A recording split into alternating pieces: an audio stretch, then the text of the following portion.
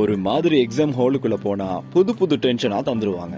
நம்ம இண்டெக்ஸ் நம்பரை தவிர மத்த அத்தனை நம்பரும் இருக்குங்க.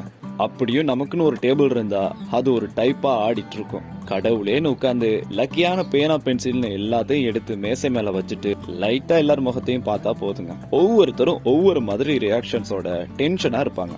நெத்தி நிறைய பட்டைய பூசி தண்ணி போத்தல் 4-5 கலர் பேனான்னு எல்லாம் வச்சு ஃபுல் ஃபார்ம்ல சிலரும் இருப்பாங்க. ஆனா நம்ம கிட்ட ஒரு நீல பேனாவை தவிர வேற ஒண்ணுமே இருக்காதுல்ல. டைம் ஆனதும் கொஸ்டின் பேப்பர் நம்ம கிட்ட வார மட்டும் ஒரே படபடப்பு. நம்ம கிட்ட பேப்பர் வார வரைக்கும் பேப்பர் கிடைச்சவங்களோட முகத்தை பார்த்து நிலைமைய புரிஞ்சுக்கலாங்க. நமக்கு எப்படியோன்னு நினைச்சிட்டு 4 பக்கமும் திருப்பி படிச்ச கேள்வியை தேடி தேடி செய்ய ஆரம்பிப்போம். இந்த டஃப்பான கொஸ்டின்லாம் செஞ்சுட்டு அப்புறம் குயிக்கா மத்ததை செய்யலாம்னு இருந்துட்டு முடியாத பட்சத்துல சரி நம்ம ஈஸியானதே செய்யலாம்னு 1 ஹவருக்கு அப்புறம் முடிவெடுத்திருக்கேன்னா பாருங்க. சிலர் வாங்கி எழுதுற எக்ஸ்ட்ரா ஷீட்டை பார்த்தாலே பயமா இருக்குங்க. இதுல எக்ஸாம் பேப்பர்லயே பிழை கண்டுபிடிச்சு சொல்றவங்கள பத்தி சொல்ல வாங்க வேணும். நமக்கு தேவை பாஸ், அவ்வளவுதானே.